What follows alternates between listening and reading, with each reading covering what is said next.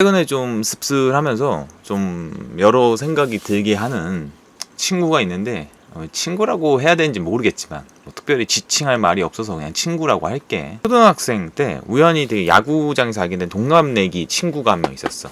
그 친구 뭐 나름 멀리 살지만 그래도 이렇게 야구도 같이 하고 뭐 보러도 다니면서 나름의 되게 10대의 우정을 많이 쌓았는데, 성인이 되면서도 되게 추억이 많았어. 뭐 자주 놀러 가기도 하고, 부산 바닷가 막 이런 데도 갔었지. 물론 이제 내가 이제 중간에 싸우면서 연락 안 한 적도 있었는데, 그래도 또 어떻게 시간이 지나면 어떻게 하다 잘 다녔고, 내 주변 친구들하고도 되게 친했고 뭐 그런 사이였지. 그렇게 한 20년 가까이 뭐 하여튼 친구로서 지냈는데, 내가 좀 웃긴 게 엄청 큰 돈은 아닌데 짜잘짜잘한 돈을 계속 빌려달라는 애였어.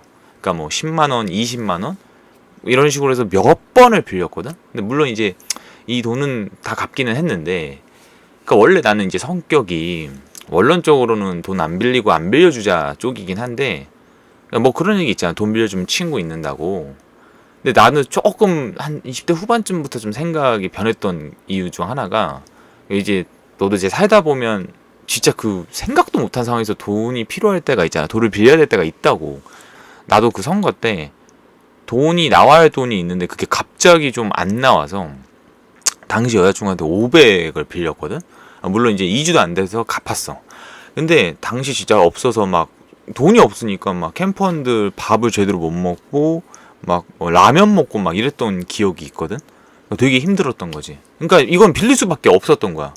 근데 물론 이제 빨리 갚기는 했지만 이런 것처럼 누구나 사정이 생길 수 있단 말이지. 그렇잖아. 생기다 보면 이런 일이 되게 많잖아. 그러니까 살다 보면 돈이 갑자기 필요할 때가 되게 많다는 거야. 이제 이런 상황이면 돈을 원초적으로 안 빌렸던 그 입장이었던 사람이 누군가한테 돈을 빌리는 게 쉽냐? 그거 되게 어렵단 말이야. 어쨌든 되게 여러 가지 일이 있을 수 있는데, 넘어와서. 근데 그러다가 그 친구랑 진짜 멀어졌던 게 2017년도인가?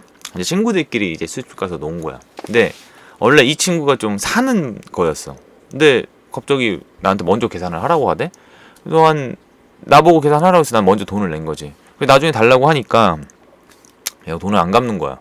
내가 뭐 언제 그랬냐 이런 식으로. 그래서 그때 좀 기분 나빠서 연락을 끊었지. 아까도 말했지만 중간에 뭐 싸워서 연락 끊기도 했고 했으니까. 이제 그러다가 18년도? 이제 내가 선거할 때쯤에 소식을 들었는지 문자로 선거 잘하라고 했는데, 내가 돈 갚아라라고 했단 말이야. 근데 자기 모르겠다는 식으로 해서 내가 진짜 그때 또 이렇게 장기간 연락이 안 되는 상황이었어. 그러다가 작년에, 그러니까 2021년도에 시간도 많이 지났고 어쨌든 해서 연락이 둘이 좀 돼서 얘기도 좀 하게 됐는데, 되게 고마워하더라고. 자기랑 연락이 될 줄 몰랐다, 연락할 줄 몰랐다 이런 식으로. 그래서 내가 너 지난번 돈 안 갚은 거 있는데 그냥 술 한번 사고 끝내라 이렇게 정리를 했단 말이야. 알았대. 근데 얘가 이후에 또 소식이 없더라고. 뭐 전화해도 안 받고 뭐. 근데 언제지? 작년 말인가? 어느 날 갑자기 새벽 3시인가 4시인가에 문자가 온 거야. 자기한테 연락하는 사람이 나뿐이 없고 나만 자기한테 연락을 꾸준히 했다 이런 거지. 되게 고맙다고. 그래서 내가 뭔 일 있냐 그러니까 뭐 있으면 있는 거고 이런 식으로 말을 흐리더라고. 그래서 뭔 일인가 싶어서 좀 걱정도 됐고 친구로서 했는데, 또 그러다 연락이 쭉 안 되다가 지난달이지, 그러니까 5월 초에 갑자기 이제 얘한테 연락이 온 거야. 문자로 50만 원만 빌려달라고. 처음에 난 무슨 사기인 줄 알았는데, 뭐 사기가 이런 금액을 하지는 않잖아. 좀 세야기는 했어. 어쨌든 약간 내 성격이 항상 뭐 이런 거는 내가 감당할 수 있을 만큼은 좀 하자 이런 주의여서 돈 안 갚을 게 좀 보이잖아. 근데 좀 불쌍해 보이기도 하고, 그래서 내가 50원 넣고 30 빌려줄게 한 거지. 뭐 6월 말에 갚는다고 했고. 근데 또 뭔 사정이냐, 그러니까 전화 준다더니 또 연락 안 하고. 그러니까 뭐 전형적인 테크트리죠. 이게 뭐 듣자마자 너네도 생각을 하고 있을 거야. 근데 이제 그래서 내가 6월 말이 됐잖아. 며칠 전에 연락을 했는데 또 안 받아. 그래서 얘 또 이러네 이러고 있었단 말이야. 그래서 내가 그냥 장문으로 뭐 이런저런 하니 나중에 시간 되면 갚아라 이런 식으로 보내려고 했단 말이야. 근데 문자 보내기를 이렇게 눌렀는데 문자가 안 가는 거야. 이게 난 차단인가 했는데 보니까 차단 개념이 아니더라고. 그냥 번호가 없어졌어. 진짜 번호가 없어졌어. 그래도 그때 당시 기준으로는 한 며칠 전에 해도 어쨌든 전화가 가면 수신 이 콜 이런 개념이 막 가고 이랬는데, 그때는 진짜 당황스럽더라고.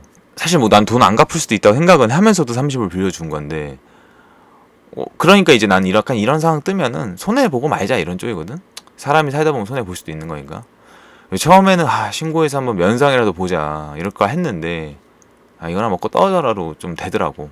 뭐 30만 원이니까 감당할 수 있는 금액이니까 그냥 뭐 여자친구 선물 하나 해줬다 이렇게 생각하고 있는 거지. 내가 이 영상 만들면서 좀 약간 드리고 싶은 인생 팁 같은 게 하나 있는데, 이런 분들이 좀 제법 있더라고. 나는 약간 일부러 그 사람이 어떻게 나오나 볼 때가 있거든. 좀 짓궂게 말하면 테스트 같은 건데, 그러니까 이런 거야. 어쨌든 대부분 사람은 10,000원이라도 빌리면 갚잖아. 근데 안 갚을 애들도 있거든. 그러면 난 어떻게 하냐면, 내가 아까 말했던 대로 감당할 수 있는 사이즈의 돈만 빌려줘. 근데 그게 나는 한 30 정도인 것 같아. 그냥 안 갚아도 좀 그 정도까지는 괜찮다 하는. 근데 정말 사이즈가 꼬일 것 같은, 그 관계가 꼬일 것 같은 것들 있잖아, 추가적으로. 그런 건 진짜 안 빌려주는데, 어쨌든 내 성격이 10,000원이라도 빌려주면 다 받는 스타일이라서, 어쨌든 이 사람이 안 갚으면 난 여기까지인 거야. 그러니까 30만 원 그냥 적선했다, 약간 이런 생각을 하게 되는 거지.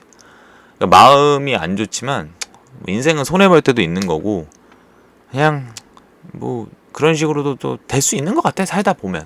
그러니까 나는 이 영상을 보는 여러분들이 몇 살인지 모르지만, 이게 한 20대 때부터 좀 채무에 대한, 이런 사람 돈 빌려준 거에 대한 개념을 잡아두는 게 되게 중요해. 그러니까 원론적으로는 빌려주고 안 빌리는 게 최고지만, 아까 말했듯이 진짜 갑자기 돈이 필요할 때가 있다.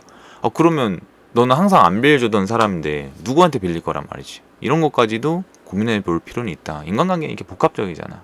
마지막으로, 너 내 영상 보는 거 알고 있거든? 나중에 1년 후든 나는 네가 돈이 생기면 보내주기를 좀 바래. 그래도 나는 너가 인간이 되기를 좀 바랄게. 괜히 복 깎아먹지 않았으면 좋겠어.